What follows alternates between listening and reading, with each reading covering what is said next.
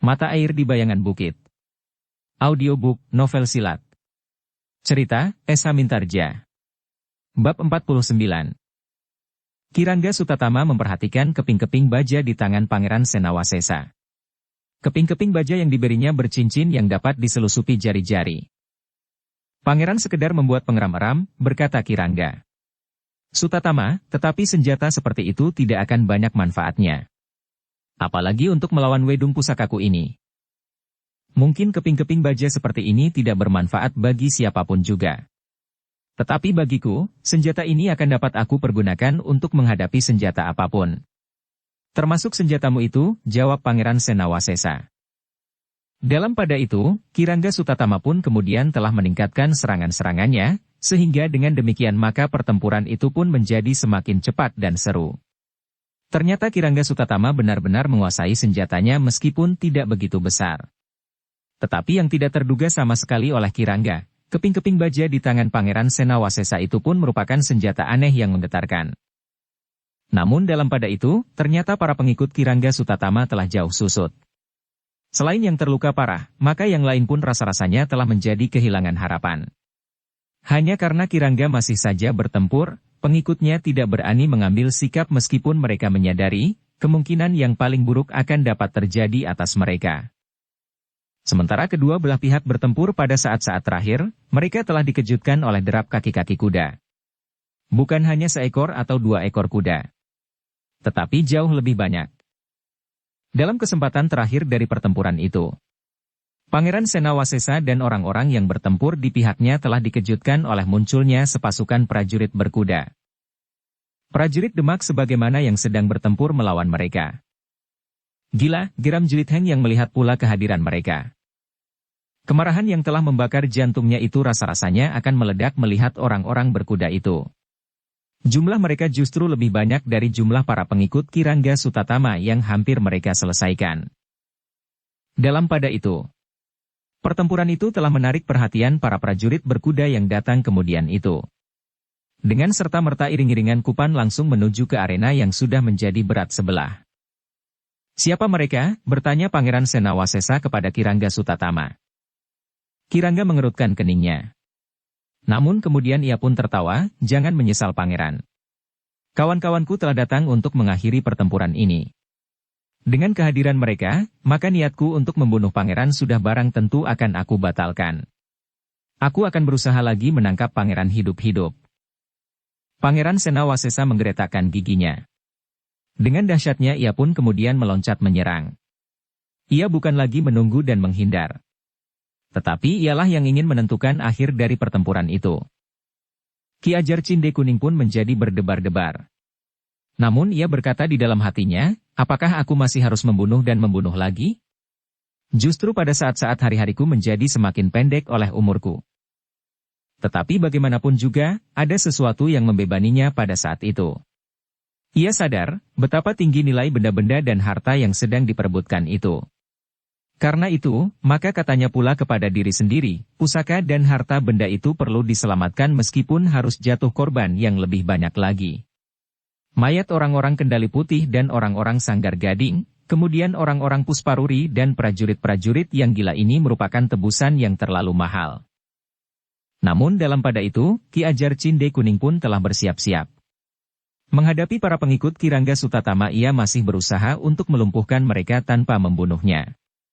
Tetapi jika lawan menjadi semakin banyak, maka ia pun akan terpaksa membunuh dengan mengerahkan segenap kemampuannya.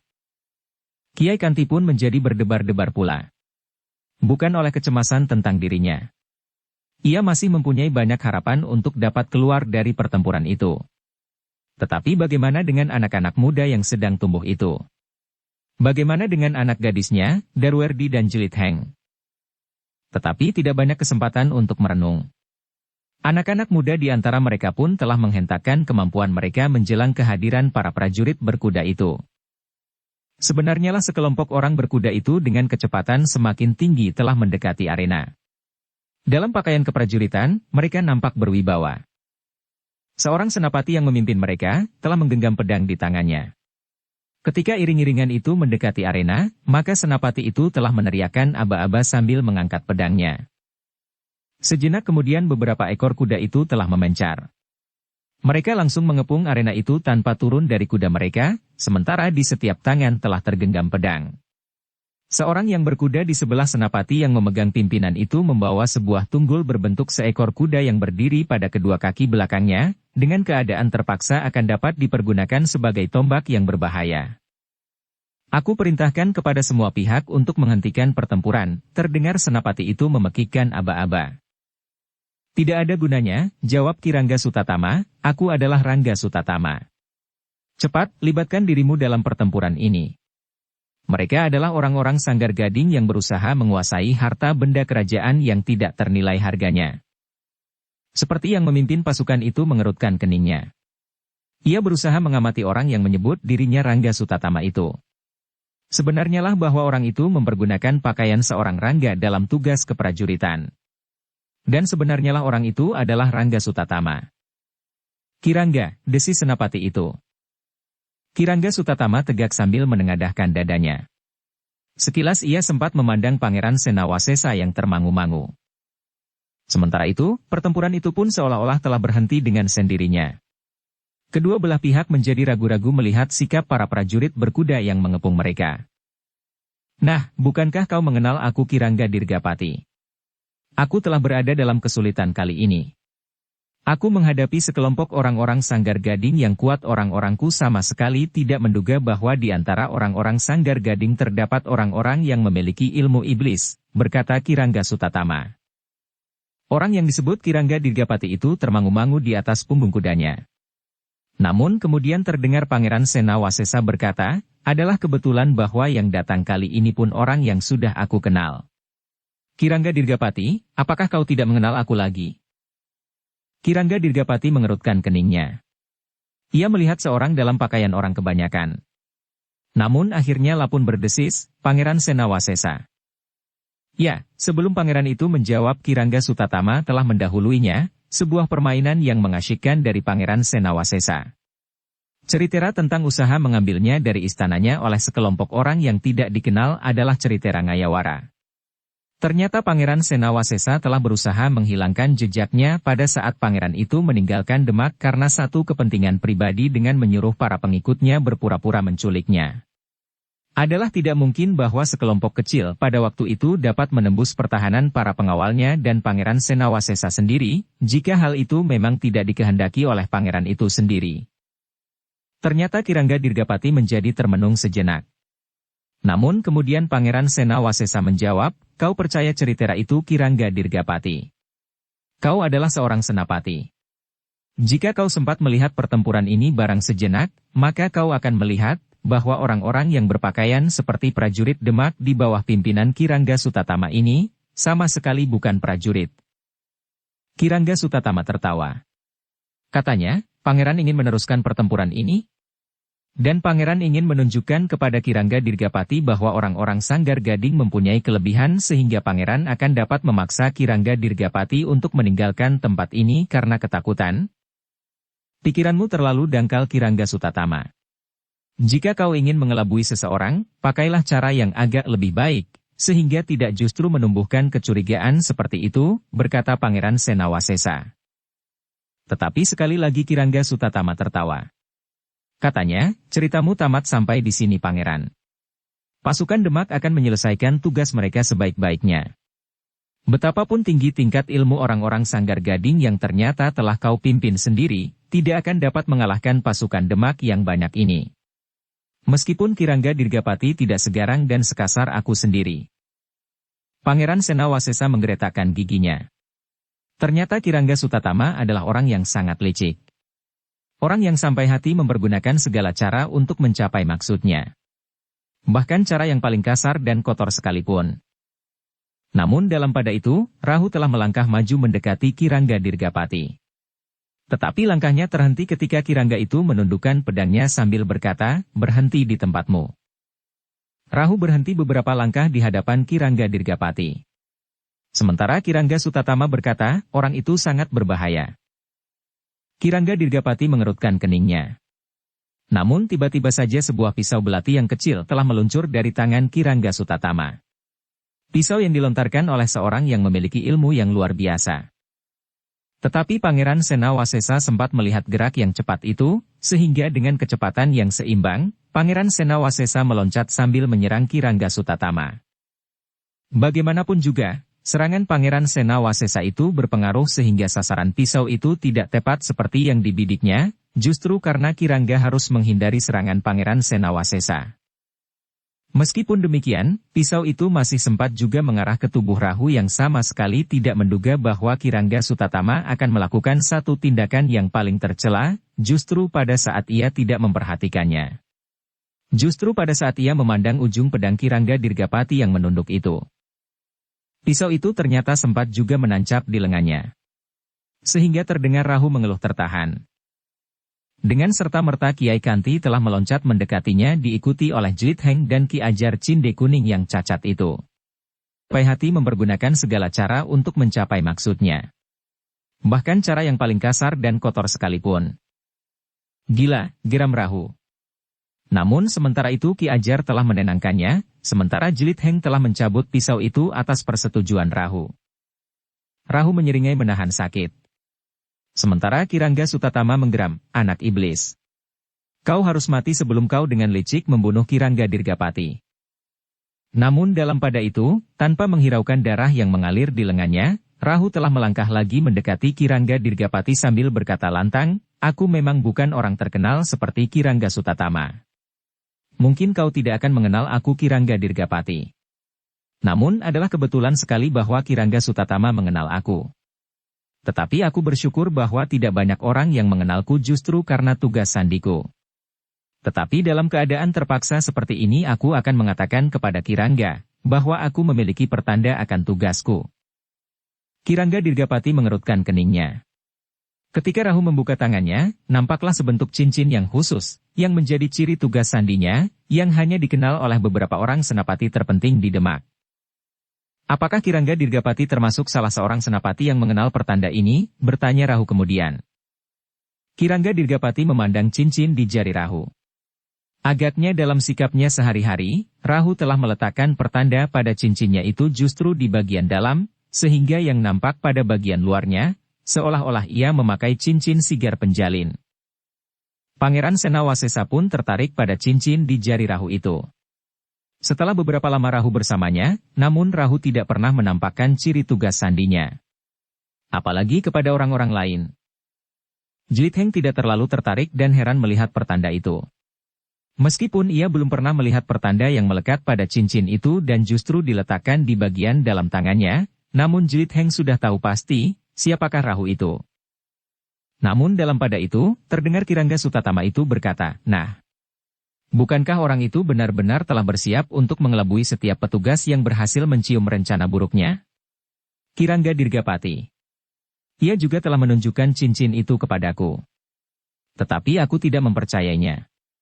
Bahkan mungkin sekali kematian petugas sandi yang berasal dari lingkungan pasukanku itu, adalah karena pokalnya, dan cincin itu telah dirampasnya dan dipakainya. Jika tidak demikian maka membuat cincin serupa itu bukan terlalu sulit bagi seorang ahli perhiasan. Kau memang licik, geram Rahu, tetapi masih ada satu hal yang dapat memperkuat pernyataanku ini.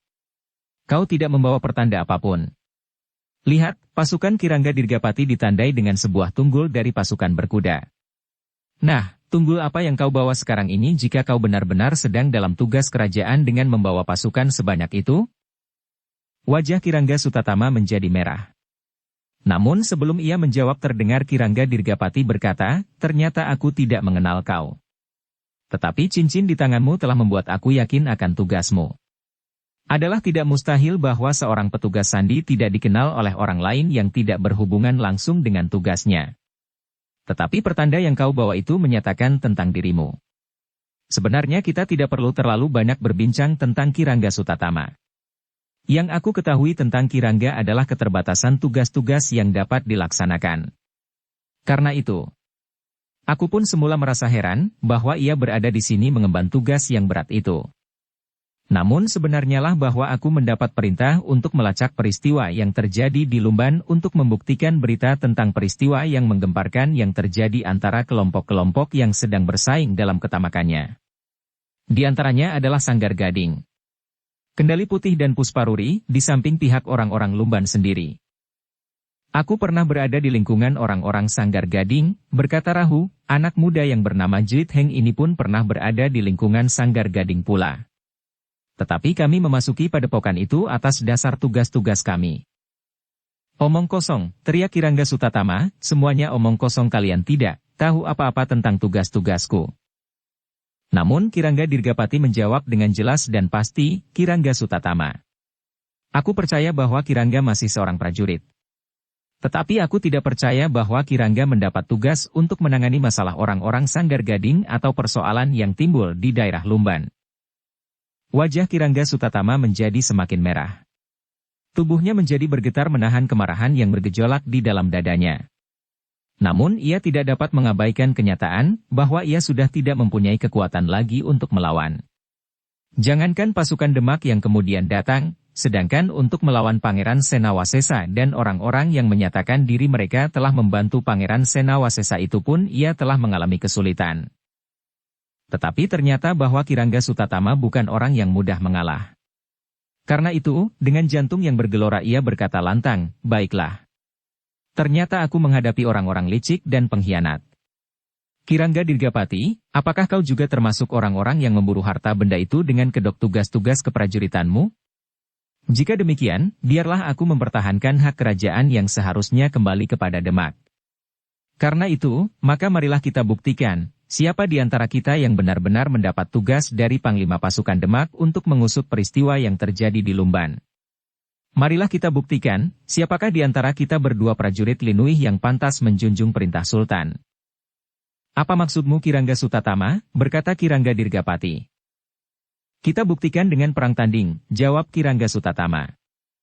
Sikap yang paling bodoh bagi seorang yang sedang mengemban tugas jika aku menerima tantangan itu. Kita tidak mempunyai persoalan pribadi. Jika persoalannya adalah persoalan Dirgapati dan Sutatama, apa boleh buat? Tetapi sekarang aku mengemban tugas untuk menyelesaikan persoalan yang terjadi di Lumban.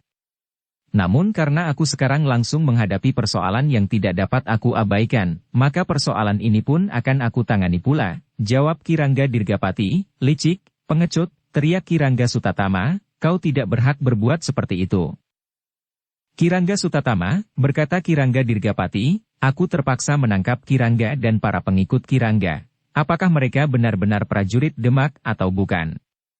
Persoalan berikutnya adalah bukan persoalanku. Ada orang-orang yang akan memeriksa Kirangga dan memberikan penyelesaian. Tidak, geram Kirangga, aku lebih baik mati terkapar di sini daripada menjadi tangkapan sekelompok penjahat yang licik seperti kalian.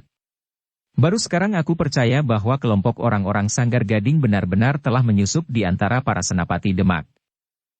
Kau masih mengatakan sesuatu yang tidak berarti apa-apa Kirangga, potong Kirangga Dirgapati, jangan mengigau seperti itu. Kau tahu bahwa hal itu tidak ada gunanya. Karena itu menyerahlah. Kirangga, berkata Pangeran Senawasesa, aku menjadi saksi. Jika kau menyerah, maka kau tentu masih akan mendapat kesempatan. Tidak, teriak Kirangga Sutatama lantang. Suasana menjadi semakin tegang. Kirangga Sutatama benar-benar tidak mau menyerah. Ia menyadari, apa yang akan dihadapinya jika ia menyerah, karena satu dua orang pengikutnya yang tentu akan menyerah juga, akan dapat mengatakan apa yang sedang mereka kerjakan itu. Karena itu, maka dengan tekad yang bulat, Kirangga Sutatama akan bertempur sampai kemungkinan yang terakhir. Jangan keras kepala Kirangga Sutatama, berkata Ki Dirgapati kemudian, kau seorang prajurit seperti aku. Karena itu kau tahu, apa yang akan aku lakukan menghadapi orang seperti kau. Persetan, jawab Kirangga Sutatama, jika aku menyerah, maka aku pun akan digantung di alun-alun. Lebih baik aku mati di sini daripada mati menjadi pengeram-eram. Kirangga Dirgapati menarik nafas dalam-dalam. Namun kemudian ia pun berkata, baiklah. Aku akan memerintahkan para prajurit untuk menangkap Kirangga. Hidup atau mati, ayo. Jatuhkan perintah itu. Senapati yang licik. Aku menantang kau perang tanding, tetapi kau memilih cara yang paling buruk yang dapat dilakukan oleh seorang senapati, berkata Kirangga Sutatama lantang. Kirangga Dirgapati, berkata Rahu, sudah waktunya untuk menjatuhkan perintah. Kirangga Sutatama menggeretakkan giginya. Dengan garang ia bersiap menghadapi kemungkinan yang paling buruk yang akan dapat terjadi atas dirinya. Aku akan bertanggung jawab, geram Kirangga Sutatama, sampai batas kematian. Tetapi sebelum Kirangga Dirgapati menjatuhkan perintah, Pangeran Senawasesa berkata, persoalan yang timbul di sini adalah persoalan antara aku dan Kirangga Sutatama. Aku akan menerima jika ia menantang aku berperang tanding sehingga kita masing-masing akan dapat menyatakan bahwa kita telah menyelesaikan persoalan di antara kita dengan jantan. Itu adalah sekedar gejolak perasaan pangeran, potong rahu, perang tanding semacam itu sama sekali tidak perlu. Kita semua menghadapi sekelompok perampok yang dengan tamak ingin menguasai pusaka dan harta benda kerjaan bagi kepentingan diri mereka sendiri. Itu sudah cukup alasan untuk melakukan tindakan yang tegas bagi mereka. Pangeran Senawasesa menarik nafas dalam-dalam.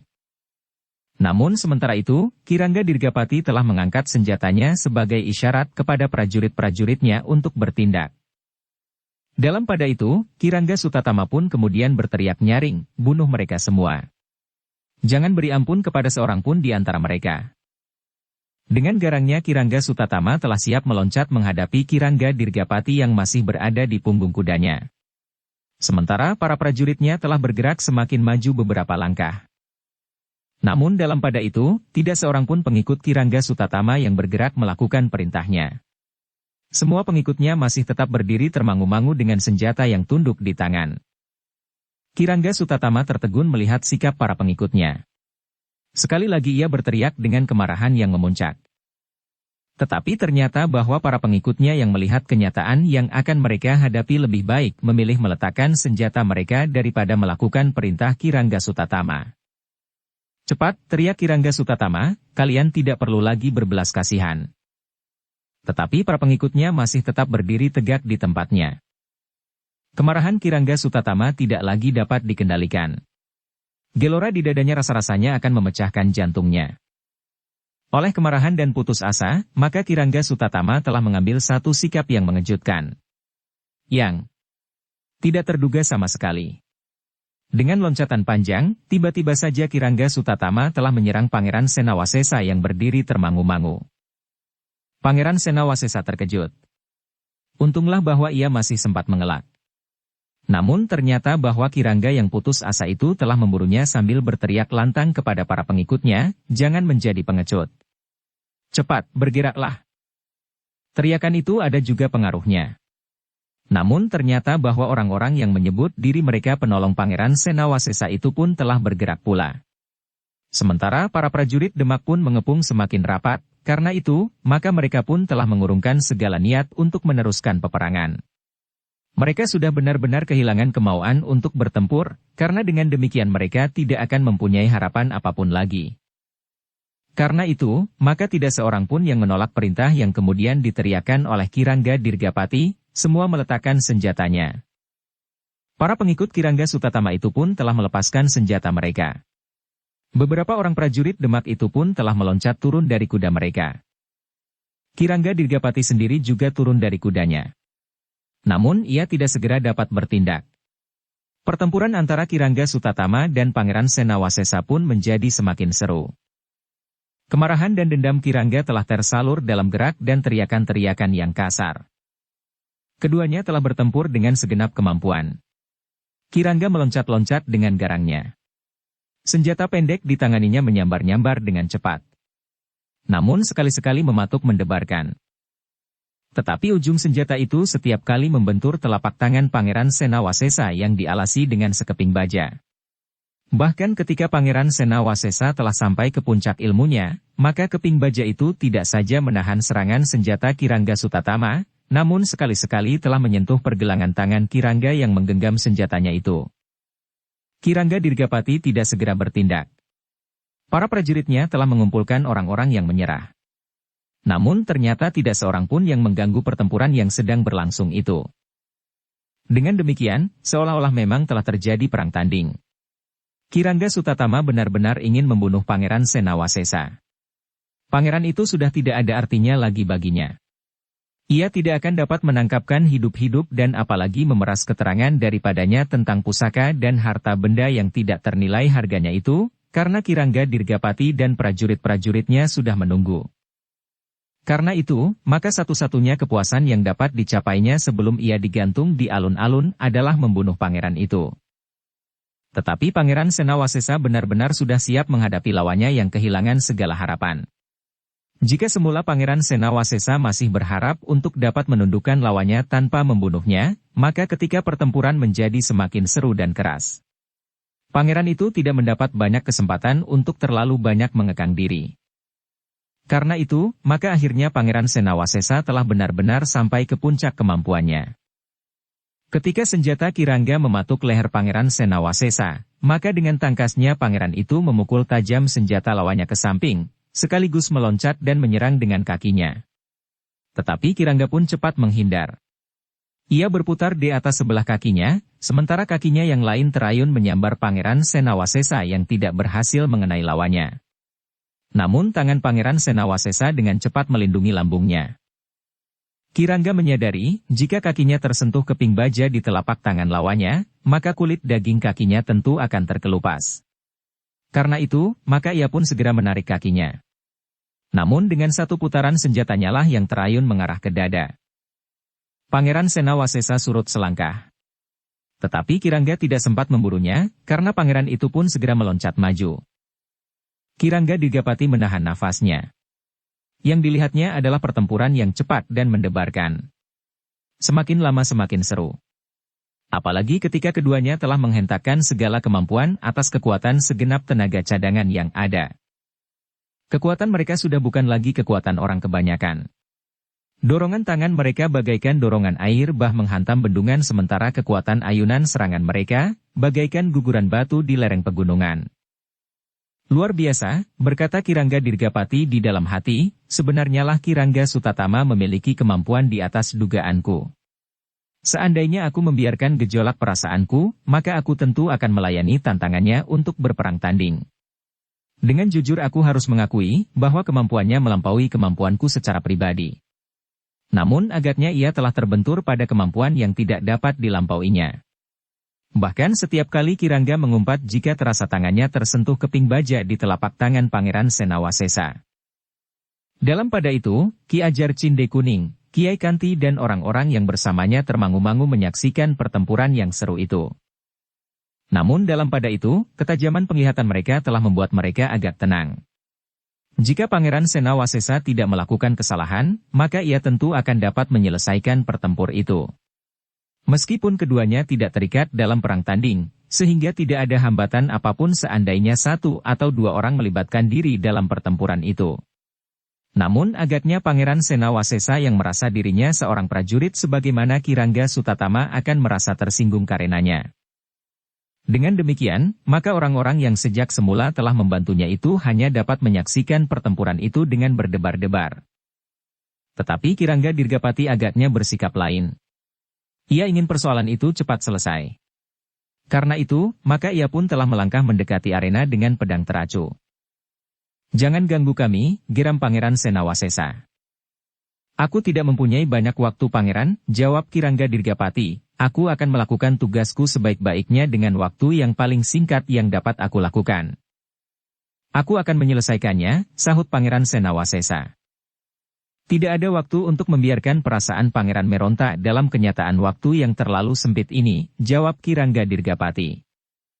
Marilah pengecut, teriak Kirangga Sutatama, siapa yang ingin bertempur bersama Pangeran Senawasesa, cepat memasuki arena. Aku akan membunuh kalian seorang demi seorang. Pangeran Senawasesa tidak menjawab. Tetapi ia memang ingin menyelesaikan pertempuran itu sendiri karena itu, maka sebenarnya lah Pangeran Senawasesa telah memutuskan segala daya nalar dan budinya, perasaan dan pikir, serta segenap ilmu yang ada pada dirinya. Karena itu, maka hentakan kemampuannya menjadi semakin dahsyat. Pada saat-saat terakhir, serangannya bagaikan amuk gemuruhnya badai yang paling dahsyat. Kirangga Dirgapati terkejut. Justru ia bergeser surut ketika keduanya terlibat dalam pertempuran yang semakin dahsyat. Namun dalam pada itu, sebelum Kirangga Dirgapati dan prajurit-prajuritnya sempat berbuat sesuatu, maka Pangeran Senawasesa tidak lagi hanya sekedar menyentuh tubuh lawannya, tetapi ia benar-benar mulai menghantam lawannya dengan keping-keping baja di telapak tangannya. Demikianlah keduanya terlibat dalam benturan berjarak pendek. Bagaimanapun juga, Kirangga tidak akan menyerahkan dirinya menjadi sasaran hentakan ilmu Pangeran Senawasesa. Karena itu dalam saat-saat terakhir, senjatanya pun bergerak dengan cepatnya. Tetapi, ternyata bahwa Kirangga tidak lagi mampu mengatasi kecepatan gerak Pangeran Senawasesa. Dalam keadaan yang paling sulit, Pangeran Senawasesa menyerangnya sambil mengayunkan telapak tangannya mengarah ke kening. Kirangga masih sempat mengelak. Namun serangan berikutnya telah memburunya tanpa dapat dihindarinya. Sebuah ayunan tangan Pangeran Senawasesa yang dilambari dengan kepingan baja pilihan itu telah menyambar kepala Kirangga Sutatama. Demikian kerasnya sehingga Kirangga tidak mampu menahan keseimbangannya. Dengan kerasnya Kirangga itu terpelanting dan jatuh terbanting di tanah. Kirangga berguling beberapa kali. Ia masih mencoba melenting berdiri. Namun ketika ia berusaha untuk bangkit, matanya mulai berkunang-kunang. Pandangan matanya menjadi kabur, sehingga kemudian ternyata ia tidak mampu lagi untuk tegak. Sekali lagi ia terbanting jatuh dan kehilangan kesadarannya. Pingsan. Pangeran Senawasesa berdiri tegak. Dipandanginya tubuh Kirangga yang terbaring diam. Kemudian dipandanginya pula Kirangga Dirgapati yang termangu-mangu. Agaknya aku sudah selesai Kirangga, berkata Pangeran Senawasesa, aku kira aku tidak perlu membunuhnya. Terima kasih Pangeran, berkata Kirangga Dirgapati, ternyata Pangeran sudah menyelesaikan persoalan antara Pangeran dengan Kirangga Sutatama. Semuanya terserah kepada Kirangga, berkata Pangeran Senawasesa itu kemudian. Tetapi aku mohon maaf Pangeran, bahwa aku harus menjalankan tugasku sebaik-baiknya karena itu, maka aku mohon Pangeran bersedia bersama dengan kami untuk menghadap ke Demak sesudah aku melihat perkembangan keadaan di Lumban, berkata Kirangga Dirgapati. Tidak ada lagi masalah di Lumban, berkata Pangeran Senawasesa, yang ada di sana adalah beberapa orang tawanan. Seorang di antaranya yang disebut Yang Mulia Panembahan Wukir Gading yang selama ini telah memimpin Sanggar Gading. Jika kau sependapat, maka kau akan dapat memerintahkan sebagian orang-orangmu untuk menjemput orang-orang yang tertawan itu. Sebagian lain bersama-sama dengan kami menghadap Sultan di Demak. Dengan atau tanpa Kirangga, aku memang ingin menghadap. Di antaranya juga akan memberikan laporan tentang peristiwa yang terjadi di Lumban yang barangkali sudah didengar pula oleh kalangan istana. Kirangga Dirgapati termangu-mangu sejenak. Ada semacam keraguan-raguan memancar di sorot matanya. Pangeran Senawasesa seolah-olah telah melihat keraguan-raguan itu. Karena itu, maka katanya, jika kau tidak percaya sepenuhnya kepadaku Kirangga, maka marilah kita lebih dahulu menghadap Kangjeng Sultan. Baru kemudian kau pergi ke Lumban. Jika kau ingin pergi ke Lumban lebih dahulu, maaf aku tidak dapat mengikutimu. Aku akan pergi ke Demak tanpa Kirangga.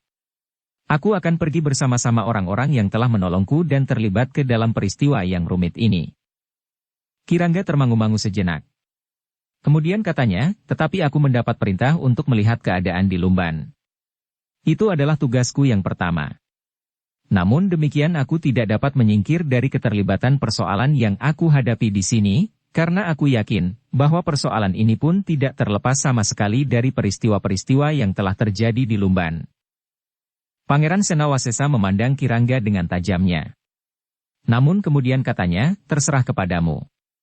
Jika kau akan melakukan tugasmu yang pertama, lakukanlah, itu memang tugasmu yang utama. Tetapi jangan melibatkan aku. Pergilah dengan prajurit-prajuritmu. Aku tidak mempunyai banyak waktu. Aku harus segera menghadap Sultan, sebelum Sultan mendapat keterangan yang salah dan memutuskan bahwa aku pun bersalah. Kirangga termangu-mangu sejenak. Nampaknya ia sedang membuat pertimbangan di dalam dirinya sebelum mengambil satu keputusan. Jelitheng menjadi tegang membeku, sementara Rahu menjadi bimbang. Ia mengerti sikap Kirangga Dirgapati sebagai seorang senapati. Tetapi ia pun mengerti sikap Pangeran Senawasesa. Pangeran Senawasesa tidak mau terlambat. Jika Sultan mendapat keterangan, entah dari siapapun datangnya, yang menyebut pengakuan Pangeran Senawasesa, bahwa ia sudah mengembalikan pusaka dan harta benda yang telah diselamatkan dari Majapahit itu ke keraton, maka Sultan tentu akan mengambil sikap khusus terhadapnya. Karena sebenarnya lah bahwa semuanya itu masih belum diserahkannya. Jika semula, pangeran itu benar-benar hendak memilikinya sendiri, yang sudah tentu dengan rencana-rencananya yang akan dapat dihadapkan kepada segala kemungkinan, termasuk kemarahan Sultan. Namun akhirnya ia telah menemukan satu sikap yang benar-benar berlandaskan sikap seorang kesatria, yang mementingkan kepentingan yang lebih besar dari kepentingan pribadinya. Namun akhirnya Rahu itu menarik nafas dalam-dalam ketika ia mendengar Kirangga Dirgapati berkata, "Baiklah pangeran. Aku akan kembali ke Demak bersama pangeran, sebelum aku akan pergi ke Lumban." "Baiklah. Kita akan pergi bersama-sama ke Demak. Tetapi aku bukan tawananmu," sahut Pangeran Senawasesa. Kirangga mengangguk kecil sambil menjawab, "Aku tidak pernah menganggap bahwa pangeran adalah tawananku." "Orang-orang itulah yang menjadi tawananmu," berkata pangeran itu selanjutnya. Demikianlah, Kirangga Dirgapati pun segera memerintahkan para prajuritnya untuk mengurus para tawanan. Mereka yang terluka dan tidak lagi dapat meneruskan perjalanan ke Demak, harus mendapat perawatan tersendiri. Dengan kuda-kuda mereka yang semula terlindung, maka orang-orang yang berpakaian prajurit Demak itu akan mengikut Kirangga Dirgapati sebagai tawanan sambil membawa kawan-kawan mereka. Sedangkan yang terbunuh di medan itu telah mereka kuburkan. Dalam pada itu, Kirangga Sutatama menyadari dirinya ketika tangannya telah terikat dengan jangat ganda 3. Seandainya ia dapat memutuskan tali itu, namun ia tidak akan dapat melepaskan diri dari tangan Kirangga Dirgapati dengan para prajuritnya. Apalagi bersama mereka adalah Pangeran Senawasesa dan orang-orang yang dikatakan pernah menolongnya. Sejenak kemudian, setelah segalanya siap, maka sebuah iring-iringan telah berangkat menuju ke kota Raja Demak. Dalam iring-iringan yang membawa pertanda tunggul kesatuan pasukan berkuda Demak, maka iring-iringan itu tidak menemui hambatan apapun juga memasuki kota raja. Meskipun Pangeran Senawasesa harus menunggu sehari, namun akhirnya ia pun telah diterima oleh Kanjeng Sultan bersama dengan orang-orang yang disebutnya telah menolongnya dalam keadaan yang paling sulit. Tidak seorang pun yang diharuskan tinggal sehingga semuanya akan berkesempatan untuk menjadi saksi. Termasuk Kirangga Dirgapati sendiri. Dengan kepala tunduk, Pangeran Senawasesa menyampaikan seluruh persoalannya dari permulaan sampai ia berkesempatan menghadap Kanjeng Sultan di Demak. Kanjeng Sultan mendengarkannya dengan tegang. Sekali-sekali ia mengangguk-angguk. Namun kadang-kadang keningnya berkerut-merut. "Hamba memang merasa berdosa," berkata Pangeran Senawasesa, "jika sejak pertama hal ini hamba sampaikan kepada Dimas Sultan, maka persoalannya tidak akan berkepanjangan," berkata Pangeran Senawasesa kemudian. "Jadi Kakang Mas Pangeran telah melihat kesalahan itu?" bertanya Kanjeng Sultan. "Ya. Hamba telah melihatnya," jawab Pangeran Senawasesa. Kanjeng Sultan mengangguk-angguk kecil. Dipandanginya orang-orang yang mengikut Pangeran Senawasesa menghadap. Seorang demi seorang pangeran itu menyebut, "Siapakah mereka itu?" "Perempuan itu adalah istri hamba," berkata Pangeran Senawasesa. Kanjeng Sultan mengangguk-angguk. Dipandanginya Ibu Darwerdi dengan perasaan iba, karena menilik wujud lahiriahnya, perempuan itu tentu mengalami satu pengalaman yang pahit di dalam hidupnya. Kemudian ditatapnya wajah Swasti yang tunduk. Gadis itu memang gadis yang aneh. Nampaknya gadis itu gadis yang luruh. Tetapi menilik ceritera Pangeran Senawasesa, gadis itu adalah gadis yang garang dan bahkan telah menyelamatkan hidup istri Pangeran Senawasesa itu. Sejenak kemudian Kanjeng Sultan Ilu pun bertanya, "Kakang Mas Pangeran telah memperkenalkan orang-orang yang menolong Kakang Mas ini seorang demi seorang. Tetapi dengan sekedar menyebut nama, aku tidak mengenal mereka lebih dalam." Pangeran Senawasesa mengangguk hormat. Katanya, "Baiklah Adimas Sultan. Aku akan mencoba memberikan beberapa keterangan tentang mereka." Dan Pangeran Senawasesa pun mulai dari Ki Ajar Cinde Kuning. Bahkan pangeran pun sempat memperkenalkan saudara kembar Ki Ajar Cinde Kuning yang lelah menempuh jalan yang sesat, serta mengakhiri hidupnya dengan cara yang paling pahit. Membunuh diri. Pangeran Senawasesa itu pun akhirnya menyebut juga seorang petugas sandi yang ada di dalam lingkungan orang-orang yang telah menolongnya itu, yang sempat menyusup ke dalam lingkungan orang-orang Sanggar Gading. Kanjeng Sultan di Demak itu mengangguk-angguk. Katanya, "Aku memang memerintahkan para prajurit mencari Kakang Mas Pangeran sejak Kakang Mas Pangeran dinyatakan hilang. Tetapi sulit bagi kami untuk melacaknya dan karena itu, para petugas agak terlambat menemukan Kakang Mas. Syukurlah bahwa Kakang Mas telah kembali dengan selamat." Bahkan dalam tekanan pengalaman pahit itu Kakang Mas telah menemukan jalan yang paling baik yang harus Kakang Mas tempuh. Hamba Adimas, jawab Pangeran Senawasesa, namun sebenarnya lah petugas sandi itu telah berada di Sanggar Gading lebih dahulu dari rencana mereka mengambil hamba. Kanjeng Sultan mengangguk-angguk. Katanya, aku mengucapkan terima kasih kepadanya.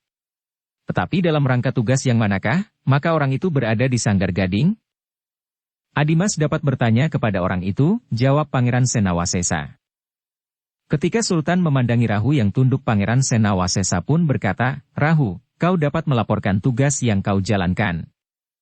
Hamba tuanku, desis Rahu sambil menyembah, hamba mendapat tugas dari Pangeran Jalayuda selaku Panglima Pasukan Khusus untuk melakukan tugas sandi. Karena Pangeran Jalayuda mendengar tentang pusaka dan harta benda yang belum kembali ke istana kawan hamba yang seorang tidak berhasil memasuki padepokan Kendali Putih dan bahkan telah mengalami cedera yang hampir saja merenggut jiwanya. Untunglah bahwa kawan hamba itu dapat tertolong dan kembali kepada kesatuannya. Sementara kawan hamba yang lain telah bersama hamba membayangi padepokan Sanggar Gading. Kanjeng Sultan mengangguk-angguk. Katanya kemudian, aku memerlukan laporan yang lebih terperinci lewat Adimas Jalayuda. Nanti kau akan dapat menghadap dan kembali kepadanya dengan laporan yang lebih jelas. Hamba tuanku. Hamba akan menjalankan segala perintah, jawab Rahu.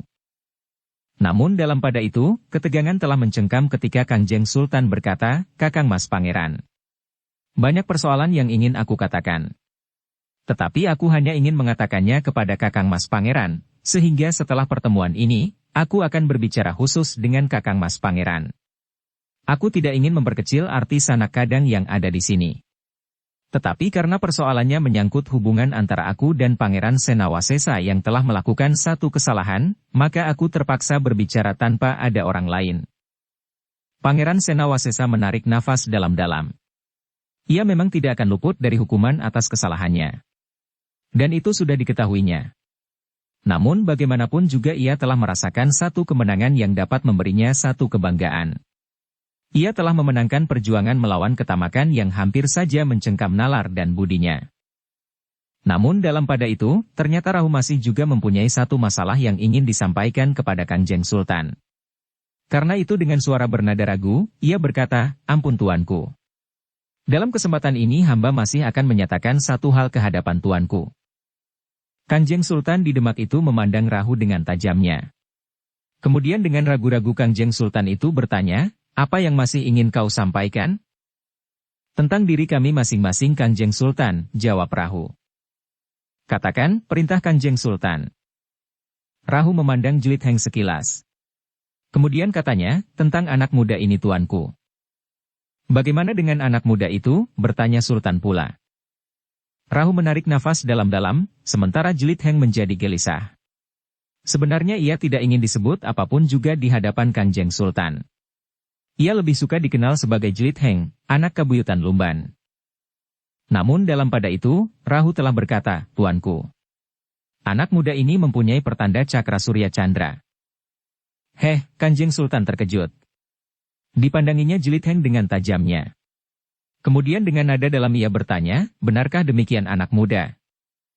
Jelit Heng tunduk dalam-dalam. Namun sambil menyembah ia pun kemudian menjawab, ampun tuanku. Sebenarnya lah apa yang dikatakan oleh Wiramurti. Siapakah Wiramurti? Bertanya Sultan pula. Petugas sandi itu bernama Wiramurti, jawab Jelit Heng, ia pun mempunyai pertanda yang serupa. Kanjeng Sultan mengangguk-angguk. Kemudian katanya, tetapi siapakah sebenarnya anak muda ini?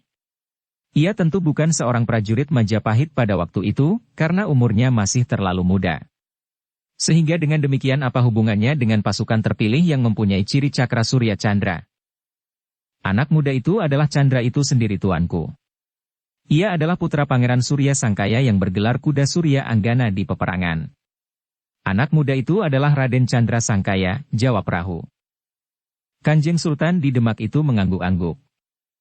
Sementara itu beberapa orang yang berada di ruang itu telah memandangi Jelit Heng yang menundukkan wajahnya dengan tajamnya. Ki Ajar Cinde Kuning pun mengangguk-angguk. Sementara Darwardi menjadi tegang. Aku sudah mengira, katanya di dalam hati, anak itu tentu mempunyai kekuatan tertentu di dalam dirinya.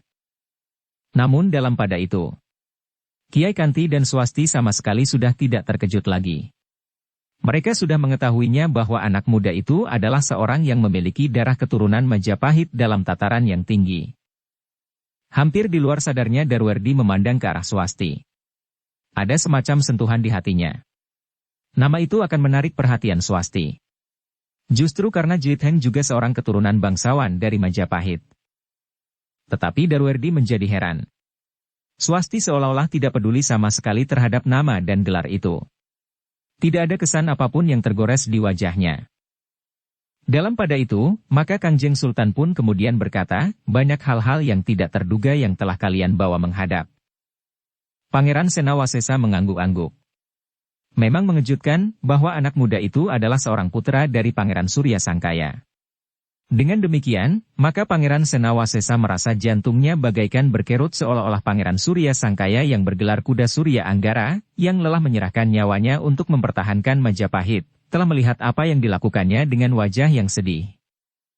Untunglah bahwa aku masih mendapat kesempatan untuk menemukan jalan kembali dari kesesatan itu, berkata Pangeran Senawasesa di dalam hatinya.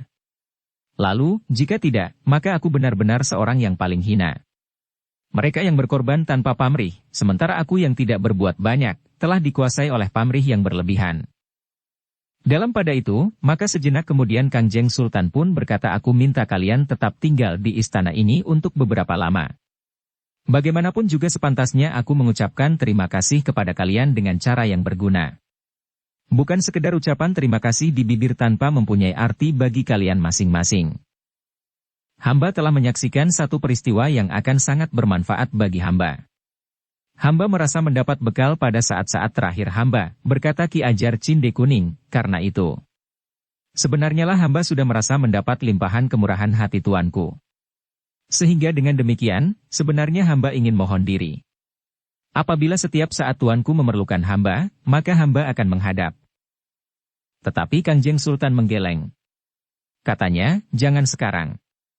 Sudah aku katakan, aku akan mengatur segala sesuatunya sebagai ucapan teruna kasihku atas nama kerajaan Demak. Jika kau mempunyai sebuah padepokan, maka padepokanmu perlu dikembangkan. Karena itu, aku menahanmu barang 1-2 hari.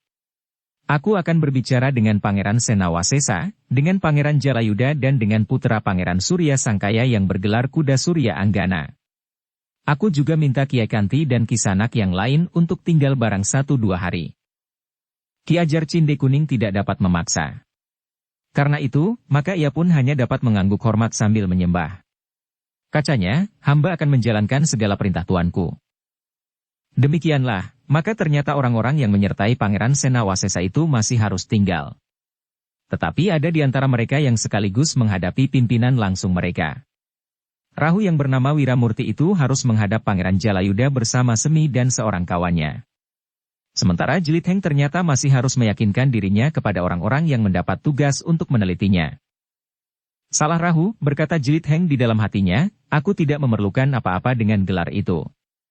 Sekarang aku harus dalam keadaan khusus untuk membuktikan diriku sendiri. Sebenarnya aku lebih senang disebut Jlit Heng, anak lumban. Tetapi Jlit Heng tidak dapat ingkar. Ia harus menjalani pemeriksaan tersendiri.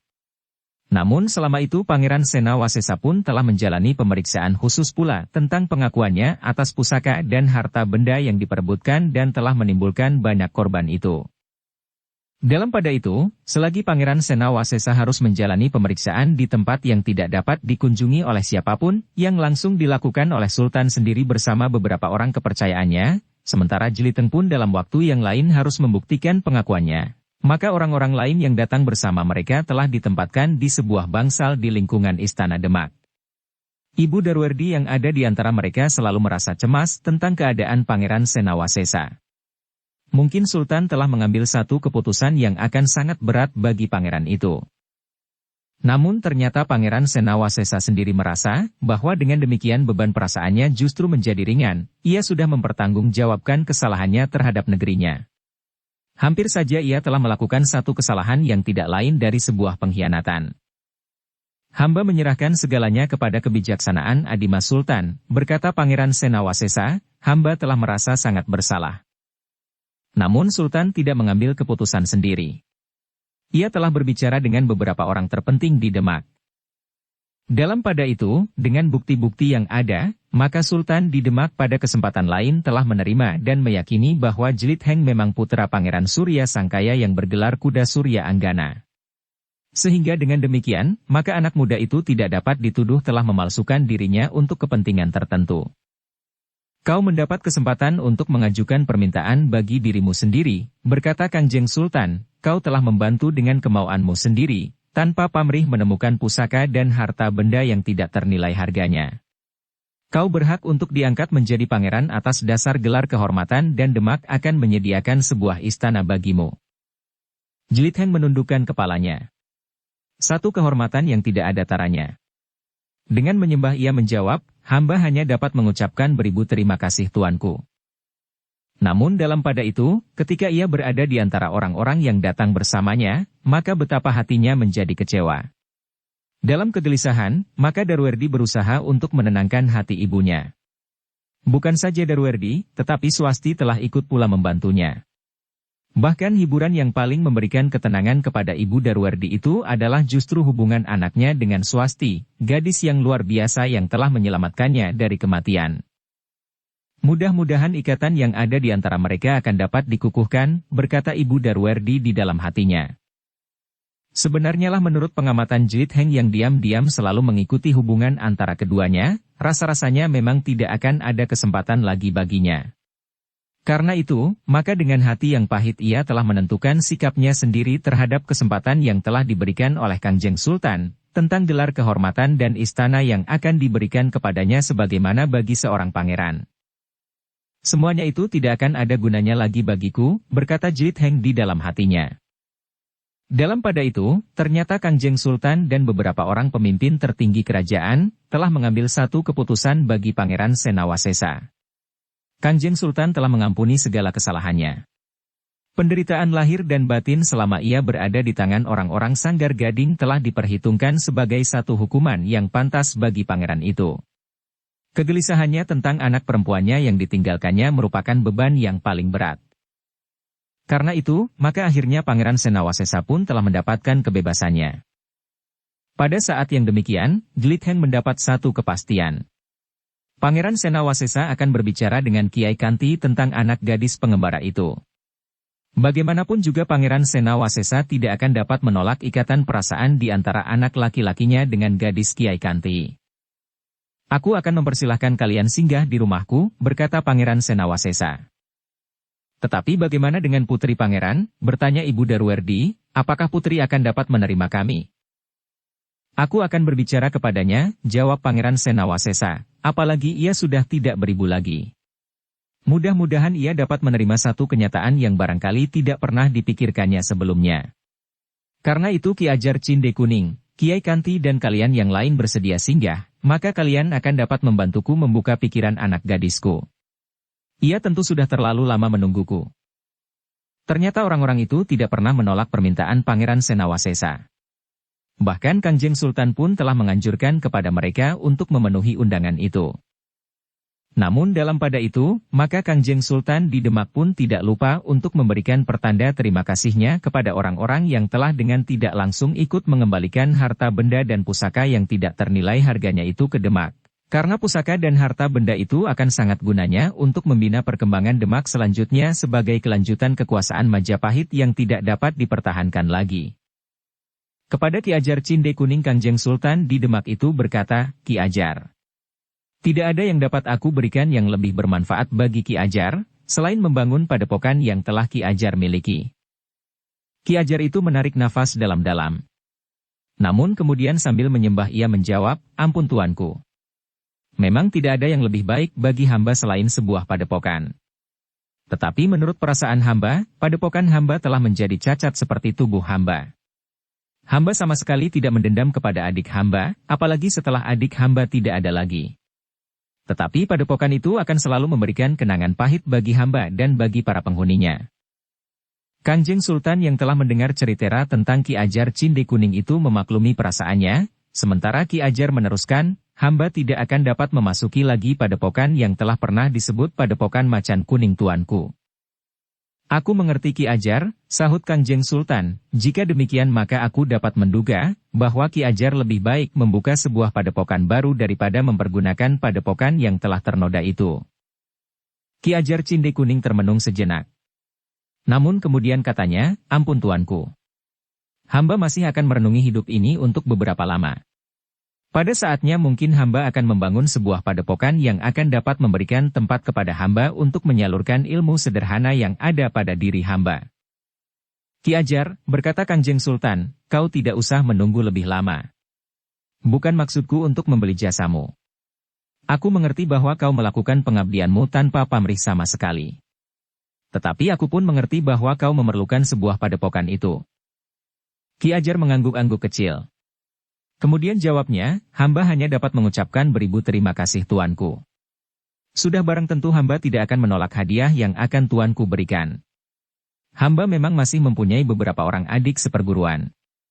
Mereka tentu akan dapat membantu hamba untuk beberapa lama, meskipun mereka sudah mempunyai padepokan mereka masing-masing. Aku akan membangun padepokan mereka pula, berkata Kangjeng Sultan. Aku berharap bahwa padepokan-padepokan itu akan dapat membantu membangun manusia lahir dan batinnya. Aku berharap bahwa padepokan-padepokan itu akan dapat menjadi pelita yang menerangi daerah di sekitarnya, sehingga bukan saja memberikan tuntunan kepada para cantrik, menguyuh, jejanggan dan para pathut yang ada di padepokan itu sendiri. Ki Ajar Cinde Kuning menarik nafas dalam-dalam. Namun kemudian ia menyembah, tuanku, pesan itu adalah pesan yang sangat berarti bagi hamba meskipun akan sangat berat untuk melakukannya. Tetapi hamba mengerti, bahwa hidup hamba di padepokan memang bukan satu kehidupan yang terpisah dari kehidupan masyarakat di sekitar hamba. Karena itu, apabila memang ada kelebihan pada hamba dan seisi padepokan, maka kelebihan itu memang sewajarnya dilimpahkan kepada masyarakat di sekitarnya. Terima kasih Ki Ajar, jawab Kangjeng Sultan, siapa lagi yang akan dapat berbuat demikian? Masyarakat memang memerlukan sesuluh. Apalagi bagi mereka yang tinggal terpencil. Ki Ajar Cinde Kuning mengangguk-angguk. Meskipun ia sama sekali tidak mengharapkan hadiah apapun juga atas pengabdiannya, namun jika hal itu akan bermanfaat bagi kepentingan orang banyak, bukan saja dirinya sendiri dari para muridnya, maka ia harus menerimanya dengan tangan terbuka. Bersambung ke bab 50. Dukung kami dengan subscribe, follow, like, komen dan share. Terima kasih.